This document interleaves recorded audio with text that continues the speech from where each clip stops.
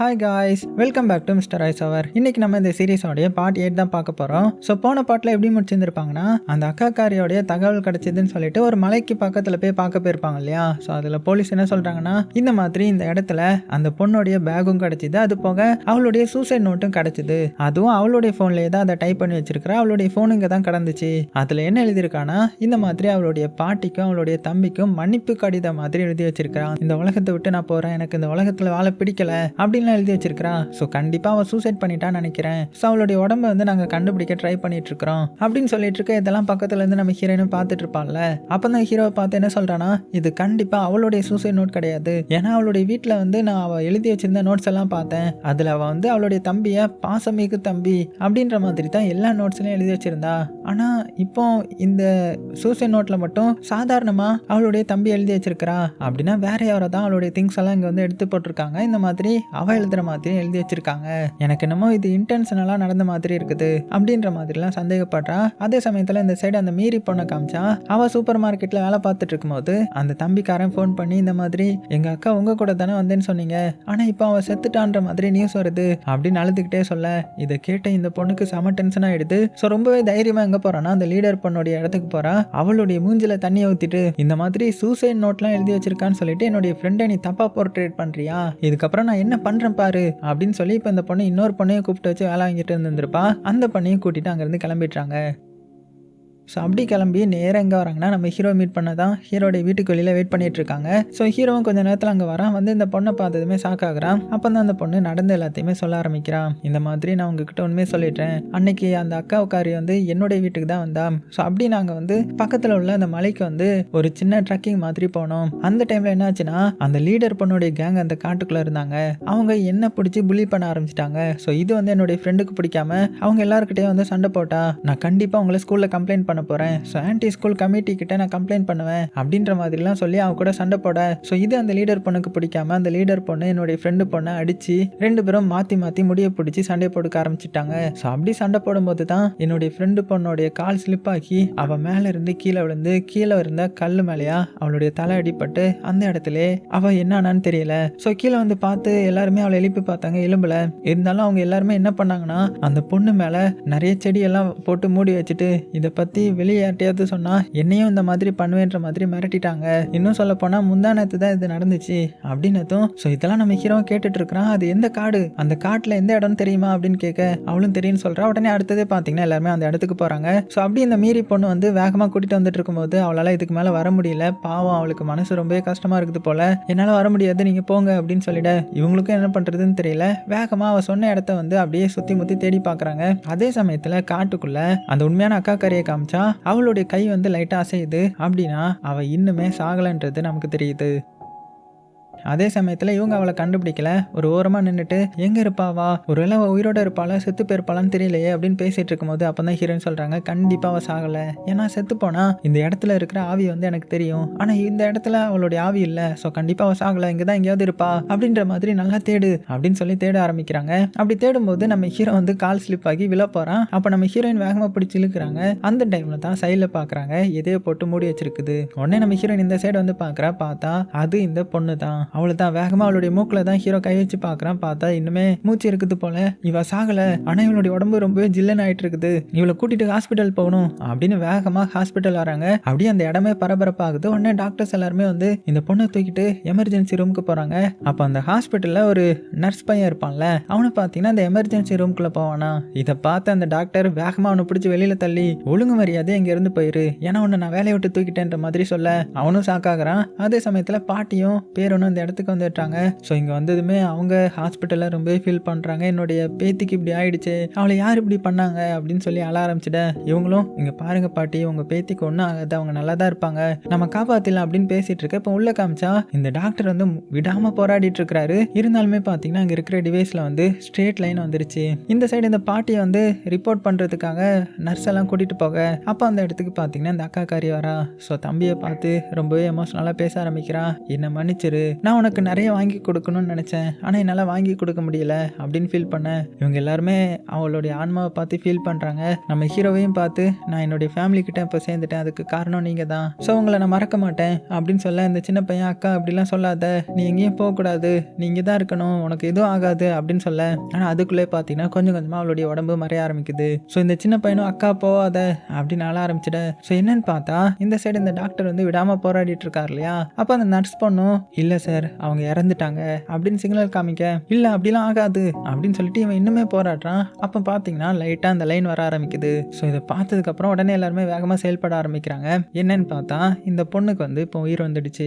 அதாவது கொஞ்ச நேரம் கோமாக்கு போயிட்டு வந்திருந்திருப்பாங்க போல. ஸோ இப்போ அந்த அக்காக்காரிக்கு பழையபடி எல்லாமே நார்மல் ஆயிடுச்சு, கான்சியஸ்க்கு வந்துடுறான். இதனால அந்த பாட்டியமா இருக்காங்கல்ல, அதான் அந்த பொண்ணுடைய பாட்டி வந்து நம்ம ஹீரோடைய கையை பிடிச்சி ஹீரோவுக்கு கொஞ்சம் காசும் கொடுக்குறாங்க. ஆனால் நம்ம ஹீரோ அதை மறுபடியும் அவங்களுடைய கையிலே கொடுத்துட்டு, இங்கே பாருங்க அந்த சின்ன பையனும் வளரணும்ல, நீங்கள் ஆல்ரெடி தனிமையாக கஷ்டப்பட்டுட்டு இருக்கீங்க, அவனுடைய படிப்பு செலவுக்கு யூஸ் பண்ணிக்கோங்க அப்படின்னு சொல்லிட்டு இருக்க. வெளியே பார்த்தீங்கன்னா அந்த ஃப்ரெண்டு பொண்ணு எட்டி பார்க்குறான், அதான் நம்ம அந்த மீறி பொண்ணு. ஸோ இதை பார்த்ததுமே நம்ம ஹீரோ உள்ளவா அப்படின்ற மாதிரி கூப்பிட, உள்ள வந்ததுமே இவன் ரொம்ப எமோஷனலாக என்ன மன்னிச்சிரு அப்படின்னதும், ஆனால் இந்த அக்கா பொண்ணை பார்த்தீங்கன்னா நீ ஏன் மன்னிப்பு கேட்குற, நீ தான் இப்போ என்னுடைய உயிரையே காப்பாற்றிருக்கிற அப்படின்ற மாதிரி அவளுடைய ஃப்ரெண்டு கிட்ட நல்லாவே பேச ஆரம்பிச்சிட்றா. இங்கே வெளியில் பார்த்தீங்கன்னா நம்ம டாக்டர் இருக்கான்ல, அவன் அந்த நர்ஸ் பையனை பார்க்குறான். அவன் இன்னுமே இங்கே தான் சுற்றிட்டு இருக்கிறான் போல.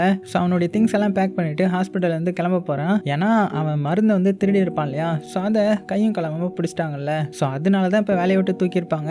அது மட்டும் இல்லாமல் இந்த நர்ஸ் பையனுக்கு இன்னுமே ஆத்திராடங்களை. அதனால இந்த டாக்டருடைய சட்டையை பிடிச்சிட்டு, டேய் உன்னை பற்றி எனக்கு நல்லா தெரியும், வெளியில் நீ நல்ல மாதிரி நடிச்சிட்டு இருக்கியா, உன்னை என்ன பண்ணுறேன் பாரு அப்படின்னு மூஞ்சிலையா குத்த வரும்போது கரெக்டாக அந்த இடத்துக்கு அந்த ஃப்ரெண்டு பொண்ணு வந்துடுறா. அவன் இதை பார்த்துட்டு நான் செக்யூரிட்டியை கூப்பிட போகிறேன் அப்படின்ற மாதிரி மிரட்ட ஆரம்பிக்க, உடனே இந்த நர்ஸ் பையனும் பார்த்தீங்கன்னா அவனுடைய திங்ஸை மட்டும் எடுத்துட்டு அங்கேருந்து வேகமாக கிளம்பிட்டான். அதுக்கப்புறம் டாக்டரை பார்த்து உங்களுக்கு எதுவும் இல்லைல்ல அப்படின்னதும், எனக்கு என்ன அதான் நீ இருக்கல்ல, சரிவா உன்னை வீட்டில் போய் விட்டுட்டுமா அப்படின்ற மாதிரி கேட்க, அப்படியே சீனும் கட் ஆகுது. இப்போ அப்படியே எஃப்எம்மை காமிக்கிறாங்க. எஃப்எம்மில் இருக்கிற அந்த லேடி வந்து அவங்களுக்கு வந்து ஒரு லெட்டரை வந்து வாசிக்க ஆரம்பிக்கிறாங்க. ஸோ அதில் என்ன சொல்கிறாங்கன்னா, இது வந்து ஒரு சின்ன பையன் நம்ம எஃப்எம்காக எழுதின ஒரு லெட்டர், அதுவும் டிரைவர்ஸ்க்காக எழுதியிருக்கிறான் அப்படின்னதும், யாருன்னு பார்த்தீங்கன்னா நம்ம அந்த தம்பிக்காரன் தான் போல. ஸோ அவன் என்ன எழுதியிருக்கானா, இந்த மாதிரி என்னுடைய பேர் வந்து ஹாஜூன், இந்த லெட்டரில் நான் என்ன எழுதியிருக்கேன்னா என்னுடைய ஃப்ரெண்டான ஒரு டாக்ஸி டிரைவரை பற்றியும் இந்த டிரைவரை பற்றியும் எழுதியிருக்கிறேன். அதாவது என்னுடைய அக்கா வந்து எப்போ மிஸ் ஆகிட்டாங்க. ஸோ எல்லாருமே அவங்க வந்து தொலைஞ்சு போயிட்டாங்க, அவள் ஓடி போயிட்டாங்கன்னு நினச்சாங்க. ஆனால் ஹீரோ தான் என்னுடைய அக்காவை கண்டுபிடிச்சு கொடுத்தாரு. இன்னும் சொல்ல போனா ஒரு 10 நிமிஷம் கழிச்சு போனா கூட என்னுடைய அக்கா வந்து இறந்து போயிருந்திருப்பாங்க. ஆனா இப்ப அவன் உயிரோட இருக்கிறதுக்கு காரணமே ஹீரோ தான். இன்னும் சொல்ல போனா இந்த சொசைட்டில நிறைய நல்ல டிரைவர் இருக்காங்க, அவங்களுடைய கஸ்டமர் அவங்களுடைய ஃபேமிலியை நினைச்சு ட்ரீட் பண்ணுவாங்க. நிறைய பொண்ணுங்களும் இப்போ டிரைவர்ஸ் வேலை பார்க்குறாங்க, அவங்களுடைய ஃபேமிலியை டேக் கேர் பண்ணிக்கிறதுக்காக. அப்படி இப்படின்னு எமோஷனலாக அந்த சின்ன பையன் வந்து எழுதியிருக்கிறான். ஸோ அதை வந்து எஃப்எம்ல வந்து டெலிகாஸ்ட் பண்ணிட்டு இருக்காங்க.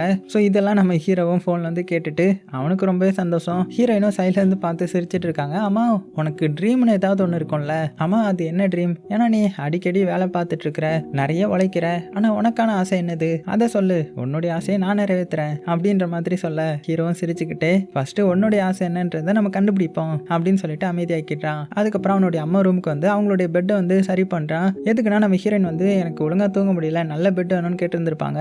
அதனால தான் இவனுடைய அம்மாவுடைய பெட்டையே ரெடி பண்ணி கொடுத்துருந்துருப்பான். அதுக்கப்புறம் அடுத்த நாள் ஆகுது. ஸோ கார்ல வந்து கிளம்புறாங்க. வெளியில பார்த்தா ஹீரோயின் நல்லபடியா உட்காரணுன்றதுக்காக சீட்லையும் அந்த மாதிரி இன்ஸ்டால் பண்ணியிருக்கேன். ஏசி வர்ற இடத்துல லெமனையும் வச்சிருக்கிறான். ஏன்னா இந்த ஃப்ளேவர் தான் நம்ம ஹீரோனுக்கு ரொம்ப பிடிக்கும் போல. ஸோ அதே ஸ்மெல் பண்ணி பார்த்துட்டு அவ்வளோ அருமையாக இருக்கு அப்படின்ற மாதிரி சொல்ல, நம்ம ஹீரோவும் அப்படியே பக்கத்தில் வந்து ஸ்மெல் பண்ணி பார்த்துக்கிறான். அப்படியே ரெண்டு பேரும் டைம் ஸ்பெண்ட் பண்ணுறாங்க. அப்போ தான் நம்ம ஹீரோனுக்கு அந்த பேய் பையன் சொன்னது ஞாபகம் வரும். ஒருவேளை கோஸ்ட்டும் ஹியூமனும் லவ் பண்ண ஆரம்பிச்சிட்டாங்கன்னா ரெண்டு பேருமே இறந்து போயிடுவாங்க, அதாவது ரெண்டு பேருடைய ஆன்மாவும் எடுத்துக்கப்படும். ஸோ உயிரோட இருக்கிற ஹீரோவும் செத்து போயிடுவான்றது தான் இதுக்கான அர்த்தம். அதனால நீ எப்போதுமே ஹீரோ விட்டு தள்ளிடுன்ற மாதிரி அவன் சொல்லியிருந்திருப்பான். ஸோ இதெல்லாம் ஹீரோ நினச்சி பார்த்துட்டு அப்படியே நகர்ந்துடுறாங்க. அப்படி நகர்ந்துட்டு ஹீரோவை பார்த்து, அம்மா உங்களுடைய ஆசை என்ன அப்படின்ற மாதிரி கேட்க, என்னுடைய ஆசையா, எனக்கு இந்த நம்ம நாட்டில் வந்து ஃபேமஸாக ஒரு இடம் இருக்குல்ல, அந்த இடத்துல போய் ஒரு பூட்டை வந்து லாக் பண்ணி விடுவாங்கல்ல, எனக்கு அந்த இடத்துக்கு தான் போகணும் லவ்வரோட. ஆனால் இப்போ நீ எனக்கு கிடைச்சிட்டல, அது போதும் அப்படி நைஸாகவே ப்ரொப்போஸ் பண்ணிட்டான். உடனே டக்குன்னு ஹீரோன்னு சொல்லிடுறாங்க, இல்லை என்னால் ஒன்று அப்படி பண்ண முடியாது, ஏன்னா கோஸ்ட்டும் மனிதனும் லவ் பண்ண முடியாது, அப்படி லவ் பண்ணால் நமக்கு ஃபியூச்சரே கிடையாதான், ஒன்லி சஃபரிங் தான், அதனால என்னைக்குமே நீ என்ன வந்து நல்ல விதமாக ட்ரீட் பண்ணாத அப்படின்னு ஹீரோயின் வந்து வீட்டுக்குள்ளே உட்கார வச்சு அட்வைஸ் பண்ணுறாங்க. ஒருவேளை நான் உன்னை நல்ல விதமாக பார்த்துக்கிட்டது உனக்கு பிடிக்கலையா அப்படின்ற மாதிரி ஹீரோ கேட்குறான். இவனை திருத்த முடியாதுடா அப்படின்னு சொல்லிட்டு, சரிவா உனக்கு எங்கே போகணும் அங்கே தானே அப்படின்னு சொல்லிட்டு அந்த இடத்துக்கு வந்து கூட்டிகிட்டு வராங்க.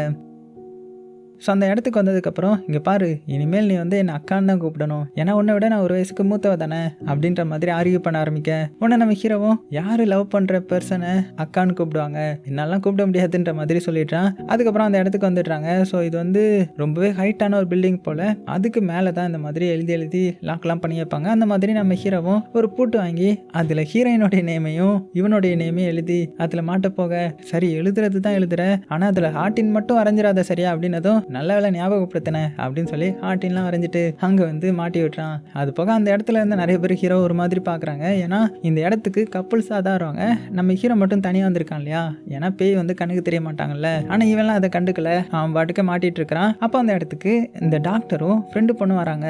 அடே நீங்க என்னடா பண்ற தனியா அதுவும் அப்படின்ற மாதிரி கேட்க, அதை தான் நானும் கேட்குறேன், உங்களுக்கு என்ன இங்கே வேலை அப்படின்ற மாதிரி ஹீரோ கேட்குறான். அதுவா, நாங்கள் வந்து சாப்பிட வந்தோம், அப்படியே இந்த பக்கம் காத்து வாங்கலான்னு வந்தோம், வேற எதுவும் இல்லை அப்படின்ற மாதிரி சொல்ல, அப்போ தான் நம்ம ஹீரோயின் இந்த டாக்டரை நல்லா பார்க்குறான். அப்படி பார்க்கும்போது இவளுக்கு இந்த டாக்டர் எங்கேயோ பார்த்த மாதிரி இருக்குது. இன்னும் சொல்ல போனால் அவர் எனக்கு ட்ரீட்மெண்ட்லாம் பார்த்துருக்கிறாரு, அது மட்டும் இல்லாமல் எனக்கும் இவருக்கும் டேட் பண்ணலான்ற மாதிரி டேட் எல்லாம் நாங்கள் ஃபிக்ஸ் பண்ணி வச்சிருந்தோமே அப்படின்ற மாதிரிலாம் ஞாபகம் வருமா. உடனே இதை வந்து நம்ம ஹீரோ கிட்ட சொல்ல, அதாவது என்னுடைய ஃபோட்டோ காமி அவர்கிட்ட அப்படின்னதும் நம்ம ஹீரோவும் சரின்னு சொல்லிட்டு என்னுடைய அம்மா கூட அவன் ஃபோட்டோ எடுத்திருப்பான் இல்லையா, அந்த ஃபோட்டோவை காமிச்சு இந்த பொண்ணு உங்களுக்கு தெரியுமா அப்படின்னு கேட்டதும் அந்த டாக்டர் இதை பார்த்துட்டு பார்த்துருக்கேன், இவங்க வந்து என்னுடைய ஒரு பேஷண்ட் தான், ஆனால் அன்ஃபார்ச்சுனேட்டாக அவங்க வந்து இறந்துட்டாங்க. இன்னும் சொல்ல போனால் அவங்க வந்து ரொம்பவே சூப்பரான ரொம்பவே ஸ்மார்ட்டானவங்க, ஒரு இன்ஸ்பெக்டர்னு வச்சுக்கோயேன் அப்படின்ற மாதிரி சொல்ல, அதுக்கப்புறம் ரொம்பவே எமர்ஜென்சியாக தான் ஹாஸ்பிட்டலுக்கு வந்தாங்க ஒரு ஆக்சிடென்ட் கேஸில், அதுக்குள்ளே அவங்க இறந்துட்டாங்க அப்படின்னு சொல்ல, அப்படி சொல்லிட்டு இந்த டாக்டரும் ஹீரோவை பார்த்து, அம்மா இவங்க ஃபோட்டோ எதுக்கு நீங்கள் காமிக்கிறீங்க, உங்களுக்கு தெரியுமா அப்படின்னதும், இல்லை தெரியாது,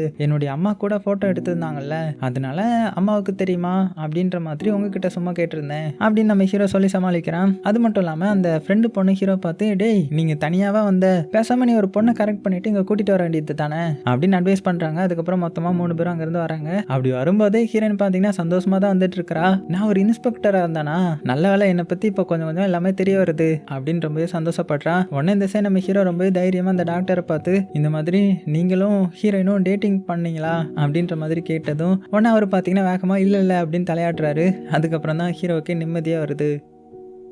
அப்புறமா காரில் வந்துடுறாங்க. ஸோ காருக்கு வந்ததுமே நம்ம ஹீரோயின் பார்த்தீங்கன்னா ரொம்பவே சந்தோஷமா, நான் ஒரு ஃபீமேல் இன்ஸ்பெக்டரா, எனக்கே எவ்வளோ பெருமையாக இருக்குது தெரியுமா அப்படின்ற மாதிரி சொல்ல, நம்ம ஹீரோ வந்து நீ இன்ஸ்பெக்டரா, இன்ஸ்பெக்டர்லேயே நல்லவங்க கெட்டவங்கலாம் இருக்காங்கல்ல, நீ வந்து ஒரு கெட்டவளாக இருந்தால் என்ன பண்ணுறது, அதாவது லஞ்சம் வாங்கி நிறைய தப்பான இதெல்லாம் பண்ணியிருந்தா என்ன பண்ணுறது அப்படின்ற மாதிரி சொல்ல, அவளும் நான் அப்படிலாம் ஒன்றும் கிடையாது, நான் நேர்மையான இன்ஸ்பெக்டராக தான் இருந்திருப்பேன் அப்படின்னு சொல்லி பேசிகிட்டு இருக்கிறா. அதுக்கப்புறம் நைட் ஆகுது. நம்ம ஹீரோ வீட்டுக்கு வந்ததுமே என்ன பண்ணுறான்னா, ஹீரோயின் எப்படி இறந்தாங்க, எந்த டேட்டில் இறந்தாங்கன்ற மாதிரி நெட்டில் வந்து சர்ச் பண்ணிட்டு இருக்கிறான். ஸோ இதை வந்து நம்ம ஹீரோயின் பார்த்துட்டு, இவ்வளோ தூரம் நீ சர்ச் பண்ணுறதுக்கு போலீஸ் ஸ்டேஷன்லேயே போய் விசாரிச்சிடலாமே அப்படின்னதுக்கப்புறம் தான் ஹீரோவுக்கும் அந்த ஐடியா வருது. சரி ஓகே, நாளைக்கு நம்ம போலீஸ் ஸ்டேஷன் போய் விசாரிக்கலாம் அப்படின்னு சொல்லி அடுத்த நாளே பார்த்தீங்கன்னா 2 பேரும் போலீஸ் ஸ்டேஷன் போகிறாங்க.